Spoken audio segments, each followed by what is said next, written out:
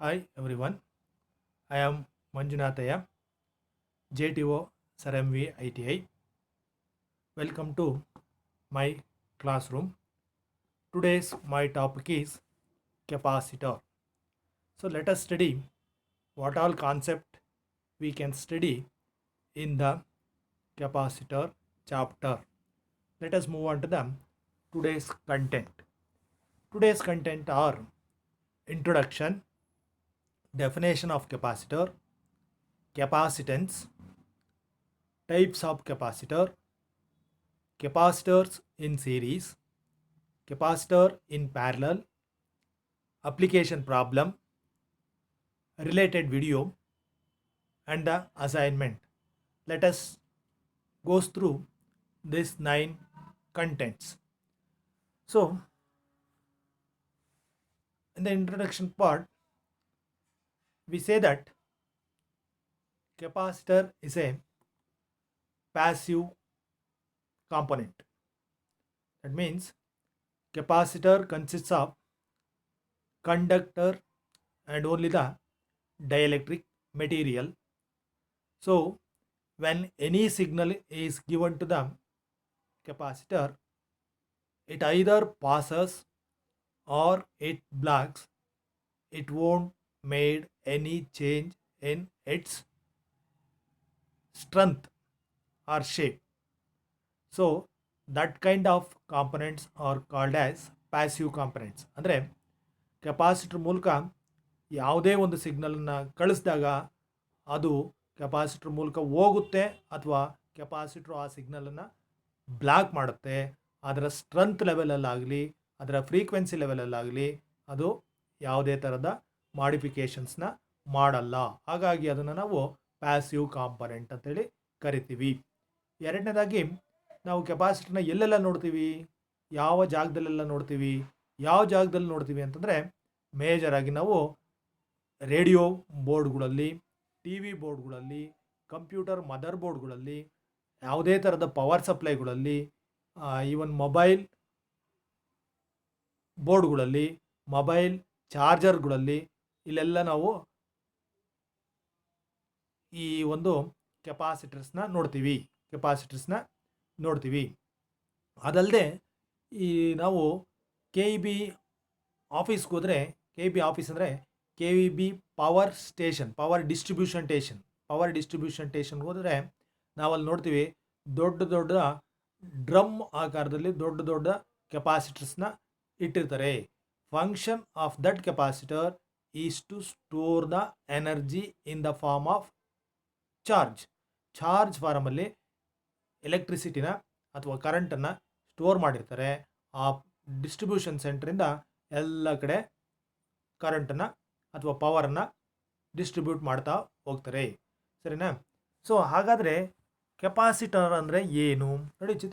ಚಿತ್ರದಲ್ಲಿ ನಾವು ಸುಮಾರು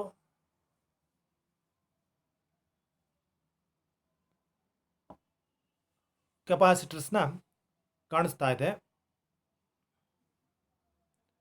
different types of capacitors are available. So ಏನು ಇವೆಲ್ಲ capacitors that stores electrical energy in the form of electric field or that is may be in the form of positive or negative charge. ಜನರಲಾಗೆ capacitor ಅಂತಂದರೆ ಎರಡು conducting ಪ್ಲೇಟಲ್ಲಿ ಮಾಡಿರ್ತಾರೆ.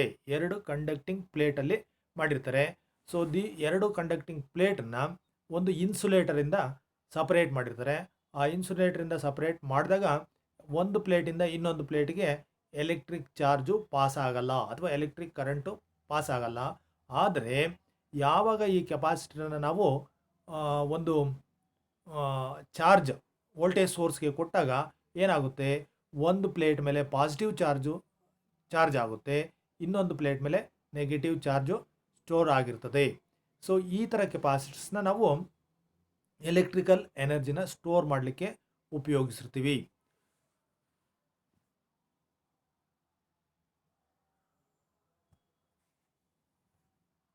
So next capacitance ನೋಡಿ. ಕೆಪಾಸಿಟೆನ್ಸ್ನ define ಮಾಡೋದಕ್ಕೆ ಮುಂಚೆ ಅಲ್ಲಿ ಕೆಳಗಡೆ ಒಂದು ಡಯಾಗ್ರಾಮ್ ಇದೆ, ಪಿಕ್ಚರ್ ಇದೆ. ಆ ಪಿಕ್ಚರನ್ನು ನೋಡಿ, ಏನಿದೆ ಅದು ಕೆಪಾಸಿಟರ್ ಆ್ಯಂಡ್ ಕೆಪಾಸಿಟೆನ್ಸ್ ಅಂತ ಹೇಳಿ ಹೇಳಿದ್ದಾರೆ. ಕೆಪಾಸಿಟರ್ ಮತ್ತು ಕೆಪಾಸಿಟೆನ್ಸ್ ಅಂತ ಹೇಳಿದ್ದಾರೆ. ಇದರಲ್ಲಿ ಏನು ಮಾಡಿದ್ದಾರೆ, ಎರಡು ಕಂಡಕ್ಟರ್ನ ಸೈಡ್ ಬೈ ಸೈಡ್ ಇಟ್ಟಿದ್ದಾರೆ. ನೋಡಿ ಅಲ್ಲಿ ಡಿಸ್ಟೆನ್ಸ್ ಡಿ, ಆ ಡಿಸ್ಟೆನ್ಸ್ ಡಿನಲ್ಲಿ ಇಟ್ಟಿದ್ದಾರೆ. ಅಂದರೆ ಎರಡು ಪ್ಲೇಟ್ಸು ತುಂಬ ಕ್ಲೋಸ್ ಆಗಿದೆ, ಆದರೆ ಒಂದಕ್ಕೊಂದು ಕಾಂಟ್ಯಾಕ್ಟ್ ಆಗಿಲ್ಲ. ಸೊ ಯಾವಾಗ ಈ ಎರಡು ಪ್ಲೇಟ್ ಮೇಲೆ ನಾವು ಚಾರ್ಜನ್ನು ಕೊಡ್ತೀವಿ ಅಥವಾ ವೋಲ್ಟೇಜನ್ನು ಕೊಡ್ತೀವಿ ಅಥವಾ ಕರೆಂಟನ್ನು ಕೊಡ್ತೀವಿ, ಆಗೇನಾಗುತ್ತೆ, ಎರಡೂ ಪ್ಲೇಟು ಕೂಡ ಚಾರ್ಜ್ ಆಗುತ್ತೆ. ಬ್ಯಾಟ್ರಿಯ ಯಾವ ಟರ್ಮಿನಲ್ನ ನಾವು ತಗೊಂಡೋಗಿ ಪಾಸಿಟಿವ್ ಕೊಟ್ಟಿರ್ತೀವೋ ಆ ಪ್ಲೇಟು ಪಾಸಿಟಿವ್ ಆಗಿ ಚಾರ್ಜ್ ಆಗುತ್ತೆ. ಯಾವ ಪ್ಲೇಟನ್ನ ನಾವು ತಗೊಂಡೋಗಿ ನೆಗೆಟಿವ್ ಕೊಟ್ಟಿರ್ತೀವೋ ಆ ಪ್ಲೇಟು ನೆಗೆಟಿವ್ ಆಗಿ ಚಾರ್ಜ್ ಆಗಿರುತ್ತೆ. ಅಂದರೆ ಕ್ಲಿಯರ್ ಆಯಿತು, ಒಂದು ಪ್ಲೇಟು ಪಾಸಿಟಿವ್ ಆಗಿ ಚಾರ್ಜ್ ಆಗಿರುತ್ತೆ, ಇನ್ನೊಂದು ಪ್ಲೇಟು ನೆಗೆಟಿವ್ ಆಗಿ ಚಾರ್ಜ್ ಆಗಿರುತ್ತೆ. ಸೊ ಅಂದರೆ ಪಾಸಿಟಿವ್ ಮತ್ತು ನೆಗೆಟಿವ್ ಚಾರ್ಜ್ ಥರ ಎಲೆಕ್ಟ್ರಿಸಿಟಿನ ಸ್ಟೋರ್ ಮಾಡ್ಕೊಂಡಿದೆ. ಈ ಥರ ಸ್ಟೋರ್ ಮಾಡ್ಕೊಂಡಿರೋ ಎಲೆಕ್ಟ್ರಿಸಿಟಿ ಈ ಥರ ಸ್ಟೋರ್ ಮಾಡ್ಕೊಂಡಿರೋ ಕೆಪಾಸಿಟರ್ಗೆ ನಾವು ಯಾವುದಾದ್ರೂ ಒಂದು ಬಲ್ಪನ್ನ ಅಥವಾ ಯಾವುದಾದ್ರೂ ಒಂದು ಲೋಡನ್ನು ಕನೆಕ್ಟ್ ಮಾಡಿದ್ರೆ ಪಾಸಿಟಿವ್ ಸೈಡಿಂದ ನೆಗೆಟಿವ್ ಸೈಡ್ಗೆ ಚಾರ್ಜಸ್ಸು ಪಾಸ್ ಆಗ್ತಾ ಹೋಗುತ್ತೆ. ಆಗ ಬಲ್ಪ್ ಕನೆಕ್ಟ್ ಮಾಡಿದರೆ ಬಲ್ಪ್ ಗ್ಲೋ ಆಗುತ್ತೆ, ಅಥವಾ ರೆಜಿಸ್ಟರ್ನ ಕನೆಕ್ಟ್ ಮಾಡಿದ್ರೆ ರೆಜಿಸ್ಟರು ಹೀಟ್ ಆಗುತ್ತೆ. ಈ ಒಂದು ಅಬಿಲಿಟಿ ಏನು ಪೊಸೆಸ್ ಮಾಡುತ್ತೆ ಕೆಪಾಸಿಟರು, ಆ ಒಂದು ಅಬಿಲಿಟಿನ ನಾವು ಕೆಪಾಸಿಟೆನ್ಸ್ ಅಂತ ಹೇಳ್ತೀವಿ. ಸರಿನಾ? ಹಾಗಾದರೆ ಕೆಪಾಸಿಟೆನ್ಸ್ನ ಹೇಗೆ ಡಿಫೈನ್ ಮಾಡ್ಬೋದು? Capacitance is nothing but ratio between charge stored on the plates of capacitor to the voltage applied across the capacitor. The ratio between charge and voltage, voltage means potential, the ratio between charge and voltage is known as capacitance. The capacitance is usually measured in farads. Farads ಅಲ್ಲಿ measure ಮಾಡ್ತೀವಿ. SI unit of capacitance is farad. SI unit of capacitance is farad. So ಅದರ ಚಿಕ್ಕ ಯೂನಿಟ್ಗಳು ಇದೆ. Milli ಫೆರಡಲ್ಲಿ measure ಮಾಡ್ಬೋದು, micro ಫೆರಡಲ್ಲಿ measure ಮಾಡ್ಬೋದು, nano ಫೆರಡು ಮತ್ತು pico ಫೆರಡು, ಹೀಗೆ ಚಿಕ್ಕ ಚಿಕ್ಕ ಯೂನಿಟ್ಗಳಲ್ಲಿ ಕೂಡ ನಾವು ಈ ಕೆಪಾಸಿಟೆನ್ಸ್ನ ಮೆಜರ್ ಮಾಡ್ತೀವಿ. ನಾನು ಆವಾಗಲೇ ಹೇಳಿದೆ, ಈ ಸ್ಟೋರ್ಡ್ ಆಗಿರ್ತಕ್ಕಂಥ ಎನರ್ಜಿನ ನಾವು ವಾಪಸ್ಸು ತಗೊಂಡು ಅದರ ಉಪಯೋಗನೂ ಕೂಡ ಪಡಿಬೋದು. ಅಂದರೆ ಒಂದು ಬಲ್ಪ್ನ ತಗೊಂಡು ಪಾಸಿಟಿವ್ ಪ್ಲೇಟಿಂದ ನೆಗೆಟಿವ್ ಪ್ಲೇಟ್ಗೆ ನಾವು ಒಂದು ಬಲ್ಪ್ನ ಕನೆಕ್ಟ್ ಮಾಡಿದ್ರೆ ಡೆಫಿನೆಟ್ ಆಗಿ ಪಾಸಿಟಿವಿಂದ ನೆಗೆಟಿವ್ ಕಡೆಗೆ ಚಾರ್ಜಸ್ಸು ಮೂವ್ ಆಗ್ತಾ ಹೋಗುತ್ತೆ. ಯಾವಾಗ ಮೂವ್ ಆಗುತ್ತೆ ಆಗ ಆ ಬಲ್ಪು ಗ್ಲೋ ಆಗುತ್ತೆ. ಬಲ್ಪು ಗ್ಲೋ ಆಗುತ್ತೆ ಅಂತಂದರೆ ಎನರ್ಜಿ ರಿಲೀಸ್ ಆಗ್ತಾ ಐತೆ ಅಥವಾ ಎನರ್ಜಿ ಬಿಡುಗಡೆ ಆಗ್ತಾ ಇದೆ ಅಂತ ಹೇಳಿ ಅರ್ಥ. ಸೊ ಈ ಥರ ಬಿಡುಗಡೆ ಆಗ್ತಾ ಇರ್ತಕ್ಕಂಥ ಎನರ್ಜಿನ ನಾವು ಒಂದು ಫಾರ್ಮುಲಾ ಯೂಸ್ ಮಾಡಿ ಕ್ಯಾಲ್ಕುಲೇಟ್ ಮಾಡ್ಬೋದು. ಏನದು ಫಾರ್ಮುಲಾ? ಆ formula E is equal to half CV². Energy released is equal to half into C into V². C ಅಂತಂದರೆ ಕೆಪಾಸಿಟೆನ್ಸ್ ಇನ್ ಫೆರಡ್, ವಿ ಅಂತಂದರೆ ವೋಲ್ಟೇಜ್ ಅಥವಾ potential in volts. So energy released by the capacitor is generally measured in joules. SI unit of energy is joule. SI unit of energy is joule. So ಮುಂದೆ move ಆಗಿ types of ಕೆಪಾಸಿಟರಲ್ಲಿ ನಮಗೆ ಎರಡು ಥರ capacitors ಕಾಣಿಸ್ತಾ ಇದೆ. ಒಂದು fixed capacitor, ಇನ್ನೊಂದು ವೇರಿಯಬಲ್ ಕೆಪಾಸಿಟರ್. ಫಿಕ್ಸ್ಡ್ ಕೆಪಾಸಿಟರ್ ಅಂತಂದರೆ ಅದರ ವ್ಯಾಲ್ಯೂ ಯಾವಾಗಲೂ ಫಿಕ್ಸ್ ಆಗಿರುತ್ತೆ, ಅದರ ವ್ಯಾಲ್ಯೂನ ನಾವು ಚೇಂಜ್ ಮಾಡಲಿಕ್ಕೆ ಆಗಲ್ಲ. ಹಾಗೆ ವೇರಿಯಬಲ್ ಕೆಪಾಸಿಟರ್ ಅಂದರೆ ಅದರ ವ್ಯಾಲ್ಯೂನ ನಮ್ಮ ಕನ್ವೀನಿಯನ್ಸ್ ಪ್ರಕಾರ ಚೇಂಜ್ ಮಾಡ್ಕೊಳ್ತಾ ಹೋಗ್ಬೋದು. ನೋಡಿ ಡಯಾಗ್ರಾಮಲ್ಲಿ ನಮಗೆ ಸುಮಾರು ಫಿಕ್ಸ್ಡ್ ಕೆಪಾಸಿಟರ್ನ ತೋರಿಸಿದ್ದಾರೆ.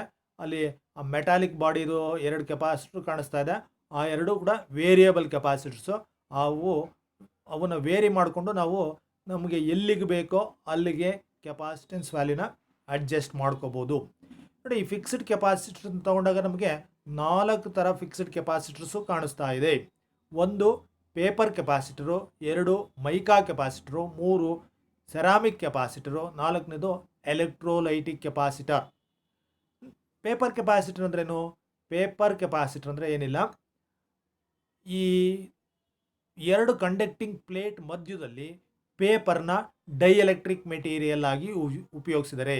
ಏನು ಡೈಎಲೆಕ್ಟ್ರಿಕ್ ಮೆಟೀರಿಯಲ್ ಅಂತಂದರೆ that separates 2 plates and that doesn't allows the charges to pass from one plate to another plate. ಅದು ಎರಡು ಪ್ಲೇಟನ್ನು ಸಪ್ರೇಟ್ ಮಾಡುತ್ತೆ ಮತ್ತು ಒಂದು ಪ್ಲೇಟಿಂದ ಇನ್ನೊಂದು ಪ್ಲೇಟ್ಗೆ ಚಾರ್ಜು ಹೋಗದೇ ಇರೋ ಥರ ನೋಡ್ಕೊಳ್ಳುತ್ತೆ. ಅದನ್ನು ನಾವು ಡೈಎಲೆಕ್ಟ್ರಿಕ್ ಮೆಟೀರಿಯಲ್ ಅಂತೇಳಿ ಕರಿತೀವಿ. ಸೊ ಈ ಪೇಪರ್ ಕೆಪಾಸಿಟರಲ್ಲಿ ಪೇಪರನ್ನು ಡೈಎಲೆಕ್ಟ್ರಿಕ್ ಮೆಟೀರಿಯಲ್ ಆಗಿ ಉಪಯೋಗಿಸಿರ್ತಾರೆ. ಎರಡನೇದು ಮೈಕಾ ಕೆಪಾಸಿಟರು. ಇದು ಕೂಡ ಅಷ್ಟೇ, ಆ ಎರಡು ಪ್ಲೇಟ್ ಮಧ್ಯದಲ್ಲಿ ಮೈಕನ್ನು ಡೈಎಲೆಕ್ಟ್ರಿಕ್ ಮೆಟೀರಿಯಲ್ ಆಗಿ ಯೂಸ್ ಮಾಡಿರ್ತಾರೆ. ಈ ಪೇಪರ್ ಆಗಿರಲಿ ಅಥವಾ ಮೈಕಾ ಆಗಿರಲಿ, ಇವು ಇನ್ಸುಲೇಟಿಂಗ್ ಮೆಟೀರಿಯಲ್. ಅವು ಚಾರ್ಜ್ ಒಂದು ಕಡೆಯಿಂದ ಇನ್ನೊಂದು ಕಡೆಗೆ ಪಾಸ್ ಆಗದೆ ಇರೋ ಥರ ನೋಡ್ಕೊಳ್ತವೆ. ಮತ್ತು ಮೂರನೇದು ಸೆರಾಮಿಕ್ ಕೆಪಾಸಿಟರ್. ಅಲ್ಲೂ ಅಷ್ಟೇ, ಎರಡು ಕಂಡಕ್ಟಿಂಗ್ ಪ್ಲೇಟ್ ಮಧ್ಯದಲ್ಲಿ ಸೆರಾಮಿಕ್ ಅನ್ನೋ ಮೆಟೀರಿಯಲ್ನ ಡೈಎಲೆಕ್ಟ್ರಿಕ್ ಮೆಟೀರಿಯಲ್ ಆಗಿ ಯೂಸ್ ಮಾಡಿರ್ತಾರೆ. ಹಾಗಾಗಿ ಇವನ್ನ ಸೆರಾಮಿಕ್ ಕೆಪಾಸಿಟರ್ ಅಂತೇಳಿ ಕರೀತಾರೆ. ಮತ್ತು ನಾಲ್ಕನೇದು ಎಲೆಕ್ಟ್ರೋಲೈಟಿಕ್ ಕೆಪಾಸಿಟರ್. ಇದು ಎಲೆಕ್ಟ್ರೋಲೈಟಿಕ್ ಕೆಪಾಸಿಟರ್, ಇದಕ್ಕೆ ಯಾವಾಗಲೂ ಪೊಲಾರಿಟಿ ಇದ್ದೇ ಇರ್ತದೆ. ನೋಡಿ, ನಮ್ಮ ಡಯಾಗ್ರಾಮಲ್ಲಿ ಪಿಕ್ಚರಲ್ಲಿ ತೋರಿಸಿದ್ರಲ್ಲ, ಅಲ್ಲೇನು ತೋರಿಸಿದ್ದಾರೆ, 4700 ಮೈಕ್ರೋಫೆರಡ್ 35 ವೋಲ್ಟ್ಸು ಅಂತೇಳಿ ತೋರಿಸಿದ್ದಾರೆ. ಒಂದು ಕಡೆ ಪಾಸಿಟಿವ್ ಇರುತ್ತೆ, ಒಂದು ಕಡೆ ಪಾಸಿಟಿವ್ ಇದ್ದರೆ ಇನ್ನೊಂದು ಕಡೆ ಡೆಫಿನೆಟಾಗಿ ನೆಗೆಟಿವ್ ಇದ್ದೇ ಇರ್ತದೆ. ಈ ಎಲೆಕ್ಟ್ರೋಲೈಟಿಕ್ ಕೆಪಾಸಿಟರಿಗೆ ಮಾತ್ರ ಪೊಲಾರಿಟಿ ಇರುತ್ತೆ. ಆ ಪಾಸಿಟಿವ್ ಟರ್ಮಿನಲ್ ಯಾವಾಗಲೂ DC ಪಾಸಿಟಿವ್ ಕಡೆ ಕನೆಕ್ಟ್ ಮಾಡಿರ್ತಾರೆ, ನೆಗೆಟಿವ್ ಟರ್ಮಿನಲ್ನ ಗ್ರೌಂಡ್ ಕಡೆ ಕನೆಕ್ಟ್ ಮಾಡಿರ್ತಾರೆ. In order to bypass the excess AC component and to block the ಡಿಸಿನ ಬ್ಲಾಕ್ ಮಾಡಿ AC ಅಲೋ ಮಾಡಲಿಕ್ಕೆ ಈ ಎಲೆಕ್ಟ್ರೋಲೈಟಿಕ್ ಕೆಪಾಸಿಟರ್ನ ಉಪಯೋಗಿಸಿರ್ತಾರೆ. ಸೊ ಹಾಗೆ ವೇರಿಯಬಲ್ ಕೆಪಾಸಿಟರ್ನ ನಾವು ಗ್ಯಾಂಗ್ ಕೆಪಾಸಿಟರ್ ಅಂತೇಳಿ ಕರಿತೀವಿ. ಈ ಗ್ಯಾಂಗ್ ಕೆಪಾಸಿಟರ್ ನಾವು ಎಲ್ಲಪ್ಪ ನೋಡ್ಬೋದು ಅಂತಂದರೆ, ರೇಡಿಯೋನಲ್ಲಿ ನಾವು ಟ್ಯೂನ್ ಮಾಡಲಿಕ್ಕೆ ಡಿಫರೆಂಟ್ ಸ್ಟೇಷನ್ನ ಟ್ಯೂನ್ ಮಾಡಲಿಕ್ಕೆ ನಾವು ರೇಡಿಯೋನಲ್ಲಿ ಗ್ಯಾಂಗ್ ಕೆಪಾಸಿಟರ್ನ ಉಪಯೋಗಿಸ್ತಾ ಇದ್ವಿ. ಈಗ ಡಿಫರೆಂಟ್ ಚಾನಲ್ಸ್ನ ಪ್ರೊವೈಡ್ ಮಾಡಲಿಕ್ಕೆ ನಮಗೆ ಟಿ ವಿನಲ್ಲಿ ವ್ಯಾರೆಕ್ಟರ್ ಡಯೋಡ್ಸ್ನ ಉಪಯೋಗಿಸ್ತಾ ಇದ್ದಾರೆ. Varactor diode is nothing but diode plus capacitor ಆ್ಯಕ್ಷನ್ನ ಹೊಂದಿರತಕ್ಕಂಥ ಒಂದು ಸ್ಪೆಷಲ್ ಸೆಮಿಕಂಡಕ್ಟರ್ ಡಿವೈಸ್. ಅದು ಇಲ್ಲಿಲ್ಲ, ರೈಟ್. ಸೊ ಇದಾದಮೇಲೆ ನಾವು ನೆಕ್ಸ್ಟ್ ಮೂವ್ ಆಗೋಣ. ನೆಕ್ಸ್ಟ್ ಏನಿದೆ ನಮಗೆ, next concept capacitor in series. ಕೆಪಾಸಿಟರ್ಸ್ನ ನಂಬರ್ ಆಫ್ ಕೆಪಾಸಿಟರ್ಸ್ನ ನಾವು ಸೀರೀಸಾಗಿ ಕನೆಕ್ಟ್ ಮಾಡ್ಬೋದು, ನಂಬರ್ ಆಫ್ ಕೆಪಾಸಿಟರ್ನ ಪ್ಯಾರಲಾಗಿ ಕನೆಕ್ಟ್ ಮಾಡ್ಬೋದು. Number of capacitors in series ನೋಡಿ, ಡಯಾಗ್ರಾಮಲ್ಲಿ ಎರಡು ಕೆಪಾಸಿಟರ್ನ ಚೈನ್ ಅರೇಂಜ್ಮೆಂಟಲ್ಲಿ ಕನೆಕ್ಟ್ ಮಾಡಿದ್ದಾರೆ. ಅಂದರೆ ಒಂದ್ರ ಮುಂದೆ ಒಂದು ಕೆಪಾಸಿಟರ್ಸ್ನ ಕನೆಕ್ಟ್ ಮಾಡಿದ್ದಾರೆ. ಸೊ ಈ ಥರ ಒಂದ್ರ ಮುಂದೆ ಒಂದು ಕೆಪಾಸಿಟರ್ನ ಕನೆಕ್ಟ್ ಮಾಡಿದಾಗ ಟೋಟಲ್ ಕೆಪಾಸಿಟನ್ಸ್ನ ನಾವು ಈ ಫಾರ್ಮುಲಾ ಯೂಸ್ ಮಾಡಿ ಕ್ಯಾಲ್ಕುಲೇಟ್ ಮಾಡ್ಬೋದು. ಯಾವುದು, 1/C total is equal to 1/C1 plus 1/C2. ಈ ಫಾರ್ಮುಲಾ ಯೂಸ್ ಮಾಡಿ ನಾವು ಟೋಟಲ್ ಕೆಪಾಸಿಟೆನ್ಸ್ನ ಕಂಡುಹಿಡಿಬೋದು. ಟೋಟಲ್ ಕೆಪಾಸಿಟೆನ್ಸ್ನ ಕಂಡುಹಿಡಿದ್ರೂ ಕೂಡ ಇಲ್ಲಿ ಟೋಟಲ್ ಕೆಪಾಸಿಟೆನ್ಸ್ ಯಾವಾಗಲೂ less than least value of capacitor present in the circuit ಅಂತ ಹೇಳ್ತೀವಿ. ಅಂದರೆ ಈಗ 2 ಮೈಕ್ರೋಫೆರಡ್ ಮತ್ತು 3 ಮೈಕ್ರೋಫೆರಡ್ ಕೆಪಾಸಿಟರ್ನ ಎರಡನ್ನೂ ನಾವು ಸೀರೀಸಾಗಿ ಕನೆಕ್ಟ್ ಮಾಡಿದ್ರೆ ಅದರ ಟೋಟಲ್ ಕೆಪಾಸಿಟೆನ್ಸು ಅದರಲ್ಲಿ ಕಡಿಮೆ ಇರ್ತಕ್ಕಂಥ ಕೆಪಾಸಿಟಿಗಿಂತ ಕಡಿಮೆ ಇರುತ್ತೆ. ಅಂದರೆ 2 ಮೈಕ್ರೋಫೆರಡ್ಗಿಂತ ಕಡಿಮೆ ಇರುತ್ತೆ, 2 ಮೈಕ್ರೋಫೆರಡ್ಗಿಂತ ಕಡಿಮೆ ಇರುತ್ತೆ. ಆ ಥರ ಕನೆಕ್ಷನ್ಸ್ನ ನಾವು ಸೀರೀಸ್ ಕನೆಕ್ಷನ್ ಅಂತೇಳಿ ಕರಿತೀವಿ. ಅಂದರೆ ನಮಗೀಗ ಹೈಯೆಸ್ಟ್ ವ್ಯಾಲ್ಯೂ ಆಫ್ ಕೆಪಾಸಿಟರ್ಸ್ ಇರುತ್ತೆ, ನಾವು ಒಂದು ಜಾಗದಲ್ಲಿ ಲೀಸ್ಟ್ ವ್ಯಾಲ್ಯೂಸ್ ಆಫ್ ಕೆಪಾಸಿಟರ್ನ ಕನೆಕ್ಟ್ ಮಾಡಬೇಕು. ಅಂಥ ಸಂದರ್ಭದಲ್ಲಿ ಏನು ಮಾಡ್ತೀವಿ, ಎರಡು ಕೆಪಾಸಿಟರ್ನ ತಗೊಂಡು ಸೀರೀಸ್ ಮಾಡಿದ್ರೆ ಅದರ ಕೆಪಾಸಿಟೆನ್ಸ್ ವ್ಯಾಲ್ಯೂ ಕಡಿಮೆ ಆಗುತ್ತೆ. ಅಂಥ ಪ್ಲೇಸಲ್ಲಿ ನಾವು ಎರಡು ಕೆಪಾಸಿಟರ್ಸ್ನ ಸೀರೀಸಾಗಿ ಕನೆಕ್ಟ್ ಮಾಡಿರ್ತೀವಿ. ಸೊ ಈ ಫಾರ್ಮುಲಾ ಮೇಲೆ ಸಿಗ್ತಕ್ಕಂಥ ಪ್ರಾಬ್ಲಮ್ಸ್ನ ನೋಡೋಣ. Next move on to parallel capacitors in parallel ನೋಡಿ, ಸರ್ಕ್ಯೂಟ್ ಕನೆಕ್ಟ್ ಮಾಡ್ತಾ ಇದೆ. ಈ ಥರ ಎಂಡ್ ಟು ಎಂಡ್ ಪ್ಯಾರಲಲ್ ಆಗಿ ಎರಡು ಕೆಪಾಸಿಟರ್ ಎಂಡ್ಗಳನ್ನ ಜಾಯಿನ್ ಮಾಡಿದ್ರೆ ಅದನ್ನು ನಾವು ಪ್ಯಾರಲಲ್ ಕೆಪಾಸಿಟರ್ ಅಂತ ಕರಿತೀವಿ. In capacitors are connected together in parallel, the total equivalent capacitance CT in the circuit is equal to the sum of all the individual capacitors added together. That means total capacitance ಯಾವಾಗಲೂ ಇಲ್ಲಿ ಹೆಂಗೆ ಸಿಗುತ್ತೆ, C total is equal to C1 plus C2 ಈ formula use ಮಾಡಿಕೊಂಡು ನಾವು next ಪ್ರಾಬ್ಲಮ್ಸ್ನ ಮಾಡೋಣ. Let us move on. So problem number one ಏನು ಹೇಳುತ್ತೆ, ಕೆಪಾಸಿಟರ್ಸ್ 5 ಮೈಕ್ರೋಫೆರಡ್, 15 ಮೈಕ್ರೋಫೆರಡ್ ಆ್ಯಂಡ್ 20 millifarad. ಪ್ರಾಬ್ಲಮ್ನ ಇನ್ನೊಂದ್ಸತಿ ಓದ್ತೀನಿ. Capacitors 5 millifarad, 15 millifarad and 20 millifarad are connected in parallel. Find the equivalent capacitance. Find the equivalent capacitance. 5 ಮೈಕ್ರೋಫೆರಡು, 15 ಮೈಕ್ರೋಫೆರಡು ಮತ್ತು 20 ಮೈಕ್ರೋಫೆರಡ್ ಇರ್ತಕ್ಕಂಥ ಕೆಪಾಸಿಟರ್ಸ್ನ ಪ್ಯಾರಲಲ್ಲಿ connect ಮಾಡಿದ್ದಾರೆ. ಟೋಟಲ್ ಕೆಪಾಸಿಟೆನ್ಸ್ ಎಷ್ಟಾಗುತ್ತೆ calculate ಮಾಡಿ. ಏನೇನು ಕೊಟ್ಟಿದ್ದಾರೆ? C1 is equal to 5 millifarad, C2 is equal to 15 millifarad, C3 is equal to 20 millifarad. Formula ಹಾಕೊಳ್ಳಿ. Formula ಏನು ಹೇಳುತ್ತೆ? Total capacitance C is equal to C1 plus C2 plus C3. So substitute ಮಾಡಿ. C1 5 ಇದೆ, C2 15 ಇದೆ, C3 20 ಇದೆ. ಮೂರನ್ನು add ಮಾಡಿದ್ರೆ ನಮಗೆ 40 millifarad ಬಂತು. Total capacitance of the capacitor when they are connected in parallel is 40 millifarad. ಈಗ ನಮಗೆ ಎರಡನೇ ಪ್ರಾಬ್ಲಮ್ ಇದೆ.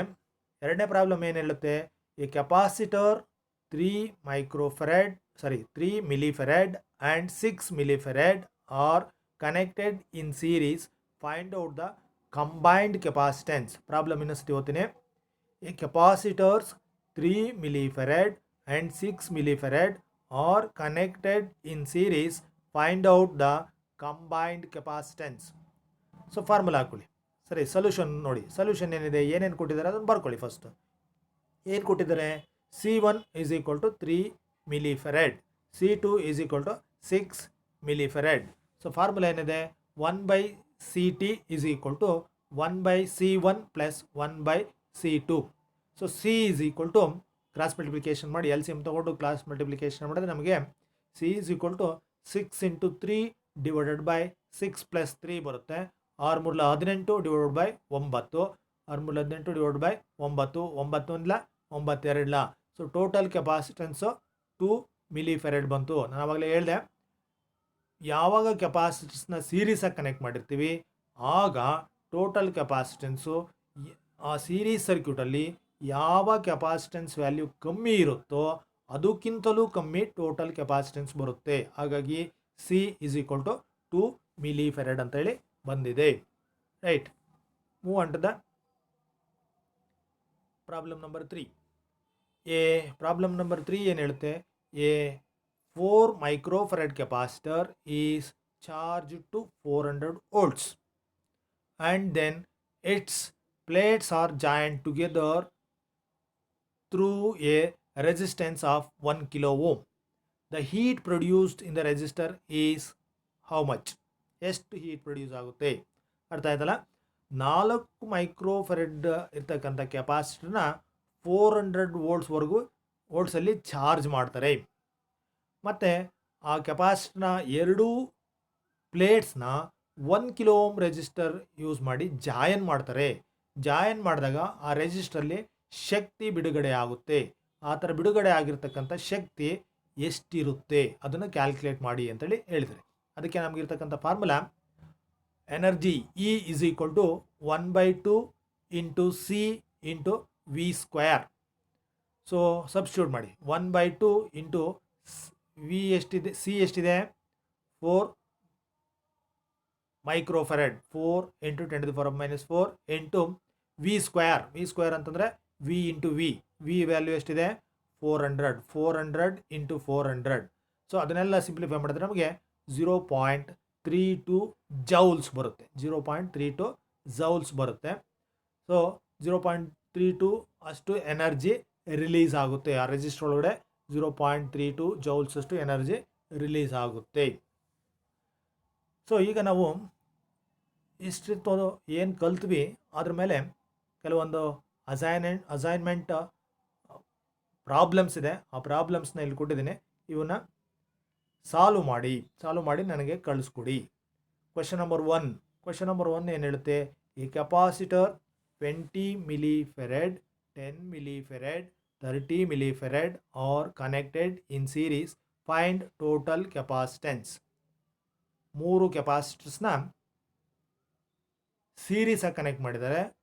3 ಕೆಪಾಸಿಟರ್ನ ಸೀರೀಸಾಗಿ ಕನೆಕ್ಟ್ ಮಾಡಿದಾಗ ಟೋಟಲ್ ಕೆಪಾಸಿಟೆನ್ಸ್ ಎಷ್ಟಾಗುತ್ತೆ ಅದನ್ನು ಕ್ಯಾಲ್ಕುಲೇಟ್ ಮಾಡಬೇಕು. ನಾನು ಅವಾಗಲೇ ಹೇಳಿದೆ, ಈ ಥರ 3 ಕನೆಕ್ಟ್ ಮಾಡಿದಾಗ ಅದರಲ್ಲಿ ಲೀಸ್ಟ್ ಯಾವುದಿರುತ್ತೋ ಅದಕ್ಕಿಂತಲೂ ಕಡಿಮೆ ಇರುತ್ತೆ. ಸೀರೀಸಾಗಿ ಕನೆಕ್ಟ್ ಮಾಡಿದಾಗ ಲೀಸ್ಟ್ ವ್ಯಾಲ್ಯೂ ಯಾವುದಿರುತ್ತೋ ಅದಕ್ಕಿಂತಲೂ ಕಡಿಮೆ ಇರುತ್ತೆ. ಅಂದರೆ ಲೀಸ್ಟ್ ವ್ಯಾಲ್ಯೂ ಎಷ್ಟಿದೆ ಇಲ್ಲಿ 10 ಮಿಲಿಫೆರೆಡ್ ಇದೆ.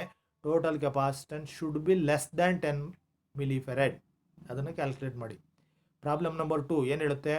Capacitor of 2 millifarad charged up to 150 volts and connected in parallel with a capacitor of 4 millifarad. What will be the resultant voltage?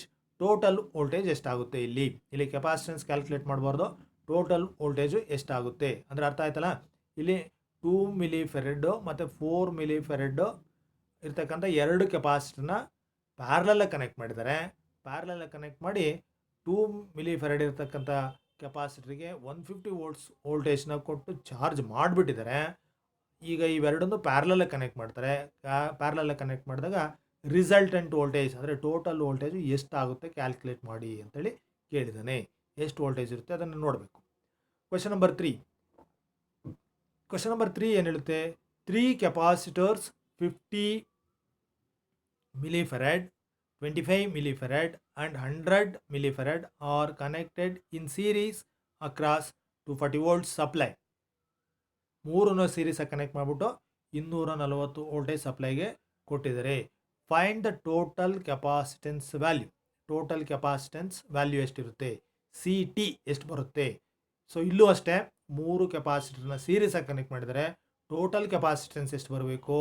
List value ಎಷ್ಟಿರುತ್ತೋ ಅದಕ್ಕಿಂತಲೂ ಕಡಿಮೆ ಬರಬೇಕು. ಸೊ ಈ 3 ಪ್ರಾಬ್ಲಮ್ಸ್ನ ಸಾಲ್ವ್ ಮಾಡಿ ನನಗೆ ಕಳಿಸ್ಕೊಡಿ. Thank you. ಇದಾದಮೇಲೆ ನಮಗೆ ಒಂದು ವಿಡಿಯೋ ಇದೆ. ವಿಡಿಯೋದಲ್ಲಿ ಕೆಪಾಸಿಟರು ಹೇಗೆ ಫಂಕ್ಷನ್ ಮಾಡುತ್ತೆ, ಹೇಗೆ ಚಾರ್ಜ್ ಮಾಡುತ್ತೆ, ಹೇಗೆ ಡಿಸ್ಚಾರ್ಜ್ ಮಾಡುತ್ತೆ ಅನ್ನೋ ವಿಡಿಯೋನ ನಾನು ನಿಮಗೆ ತೋರಿಸ್ತೀನಿ. ಆ ವಿಡಿಯೋನ ಕೇರ್ಫುಲ್ಲಾಗಿ ವಾಚ್ ಮಾಡಿ.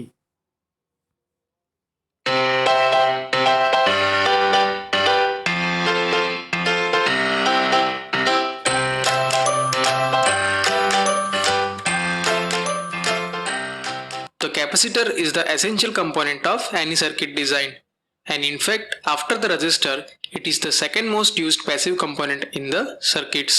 Now, these capacitors are available in various sizes and shapes, but the basic function of any capacitor is to store the electrical energy. So now in this video, let us understand how does this capacitor works and how the energy is stored across this capacitor. Now this capacitor consists of 2 conducting plates which are separated by a dielectric material. Now this dielectric material is the insulating material and it opposes the flow of current. So now let us understand when we apply the voltage to this capacitor, then how the energy is stored across this capacitor. Now before the application of voltage, the 2 conducting plates of this capacitor are electrically neutral. It means that it has an equal amount of positive as well as the negative charge. But once the voltage is applied to this capacitor, then from the top plate, the electrons or the negative charge is attracted towards the positive terminal of this battery. And through the negative terminal of the battery, the electrons are pushed towards the bottom plate of this capacitor. Now because of the dielectric material between the 2 plates, the electrons which are collected at the bottom plate of this capacitor are not able to cross this barrier, and because of that you will observe that over the period of time the electrons will get accumulated at the bottom plate of this capacitor. So over the period of time the top plate will have a shortage of electrons while the bottom plate will have a excessive electrons, or we can say that the top plate will get positively charged while the bottom plate will get negatively charged. And because of the charged particles, the potential difference will get developed across the 2 plates. Now the building of charges across the 2 plates will continue till the point the potential difference that is developed across the 2 plates is equal to the supplied voltage. Now because of this potential difference, the electric field will get developed across the 2 plates, and this developed electric field is directly proportional to the potential difference, and it is inversely proportional to the distance between the 2 plates. So smaller the distance between the 2 plates, the stronger will be the electric field. So in this way, when we apply the voltage to the capacitor, then the charges are developed across the 2 plates of this capacitor, and because of the development of the charge, the electric field is developed between the 2 plates. So in this way, the capacitor stores the energy in form of this electric field.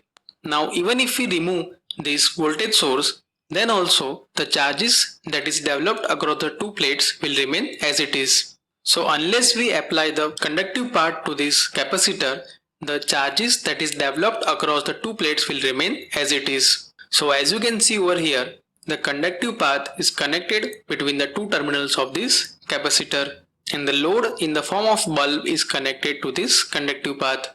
So now whenever we turn on this switch, at that time the electrons from the bottom plate will get attracted towards the top plate, and in this way you will see the transfer of charge or flow of current through this conductive path. So now because of flow of current, you will see that the bulb will glow, and in this way the current will flow through this conductive path, and this procedure will continue till both the plates will become electrically neutral. So over the period of time, you will observe that both plates will become electrically neutral, and there will not be any flow of electrons through this conductive path, and because of that the bulb will again turned off. So in this way the charge that was developed across the capacitor has been discharged through this conductive path, and this phenomenon can be known as the discharging of this capacitor. Now the ability of the capacitor to store the charge is known as the capacitance, and it is represented as the charge that is developed across the capacitor per unit voltage, and generally it is denoted by the unit of Faraday. Now this Faraday is very big unit, and usually it is not used to define the capacitance. Rather, very small units like millifarad, microfarad and picofarads are used to define the capacitance. So now for the given capacitance, if you want to store the more charge across the capacitor, then you need to apply the more voltage across that capacitor. Or for the given voltage, suppose if you want to store the more charge across the capacitor, then you need to select the capacitor in such a way that it has a large capacitance. So as you can see over here, by changing the applied voltage, we can change the amount of charge that is stored across the capacitor. But here we cannot increase the voltage indefinitely. So for every capacitor, you will find that the maximum voltage rating has been defined. So the voltage that is applied across the capacitor should be less than that maximum rating. So if the applied voltage is greater than the maximum rated voltage, in that case you will see the dielectric breakdown in the capacitor. So now let us see the factors which affects the capacitance of this capacitor. So there are three factors which affects the capacitance of this capacitor. The first is the area of the plates. Then the second factor is the distance between the two plates of this capacitor. And the third factor is the permittivity of the dielectric material. And the relation between three can be given by this expression, that is C is equal to epsilon A by D.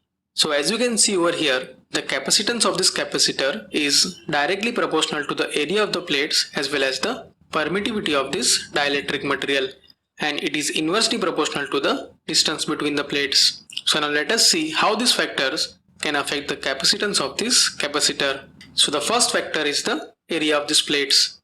So as the area of this plate increases, the amount of charge that can be stored across the plates will also increase, and in a way we can say that the capacitance of the capacitor will increase. Now the second factor which affects the capacitance is the distance between the two plates. So now as the distance between the two plates reduces, the electric field that is developed across the two plates will also increase, because it is inversely proportional to the electric field. And as this electric field increases, the charge that can be stored across the capacitor will also increase. So the third factor which affects the capacitance is the permittivity of the dielectric material. Now this permittivity can be defined as the product of absolute permittivity and the relative permittivity, where this relative permittivity is also known as the dielectric constant of the material. So because of this dielectric material, the capacitance of the capacitor will increase. So now let us understand how this dielectric material affects the capacitance of the capacitor. Now like I said before, this dielectric material is the insulating material, so it will not allow the flow of current. But this dielectric material has a polar molecules. It means that whenever there is a no electric field, in that case these molecules are aligned randomly, But whenever the external electric field is applied, in that case, these molecules align themselves according to the electric field. So at the top edge of the dielectric material, if you see, you will find the negative charges, while at the bottom end of this dielectric material, you will find the positive charges. Now these charges develops its own electric field which opposes the electric field that is generated by the capacitor. So because of this dielectric material, the effective electric field of the capacitor will reduce. And in a way we can say that the potential difference that is generated across the two plates will also reduce, provided the charges that is developed across the two plates are constant. So in that case, to increase the potential, we require the more amount of charge across the two plates. So in a way we can say that because of the introduction of this dielectric material, the capacitor can store more amount of charge, or we can say that the capacitance of the capacitor will increase. So these are the three factors which affects the capacitance of this capacitor. So I hope in this video you understood how does the capacitor works and which are the factors which affects the capacitance of the capacitor. So if you have any question or suggestion, do let me know in the comment section below. If you like this video, hit the like button and subscribe to the channel for more such videos.